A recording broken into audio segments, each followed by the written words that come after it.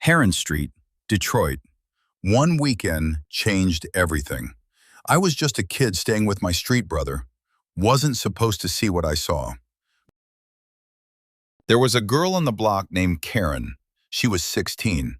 One day she was walking to school and a man grabbed her, pulled her into an abandoned house to violate her. But Karen fought him, kicked him in the balls and jumped right out the window. Ran home and told her dad what happened. Her dad got his gun and went looking for the man. Never found him. Never did.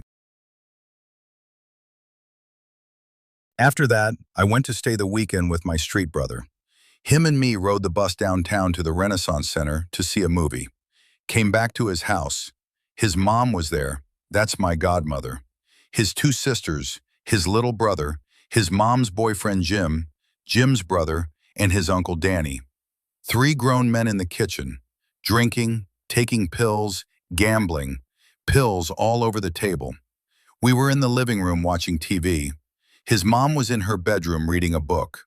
That was her thing, reading in her free time.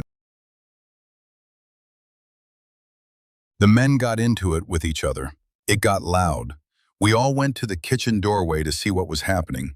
Jim was standing up. He held his hand out and punched it with his fist. That was his way of saying, "Let's fight." Danny stood up, the uncle. Danny punched Jim 2 times. Jim hit the bathroom floor. Then Jim's brother got up, did the same thing Jim did. Danny hit him 2 times, down on the kitchen floor. Then Danny turned to Jim, and Jim had a .25 automatic aimed at him. Shot him 2 times.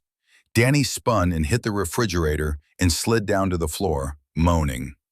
The girls ran into the bedroom to get their mom. She came out and told Jim, "I'm going next door to the landlord's house to call EMS. Jim said, "Nobody's going anywhere. Set the gun on the table. We're all trying to figure out what to do." She kept talking to him. About 30 minutes go by. He finally said, "Okay, go call." But by then, Danny was dead. We all went next door to Walter Dudley's house, the landlord. She called for help. Then her and the 2 girls and the younger son got in a cab and left. Didn't tell us where they were going. So me and my street brother are on the front porch of the landlord's house, watching them bring Jim and his brother out in handcuffs. Then they brought Danny's body out. We asked an officer if we could go back in the house. He said, "Yeah, almost done." So they left and we went back inside, trying to take in everything that just happened. My street brother picked up Danny's shoes off the kitchen floor and said, "He won't be needing these anymore." Threw them in the trash. We sat up talking about it for a while, then went to sleep. Next morning we ate breakfast. He said, "Slick, you think my mom went to your mom's house?" I said, "Maybe." He said, "Let's go see." But on the way he wanted to stop by Danny's mom's house to see if his mom was over there. I said, "Okay, but don't say nothing about Danny. Leave that to the police." He said, "Okay." We went to Danny's mom's house on 33 and Michigan Avenue. She lived across from a basketball court. Went up on the porch. He knocked. She opened the door. He asked if his mom had been over. She said no, hadn't seen her in a while.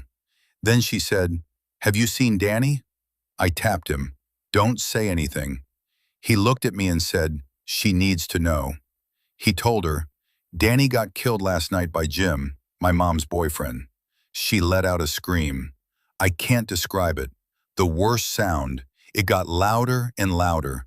He jumped off the side of the porch. The guys on the basketball court were looking over.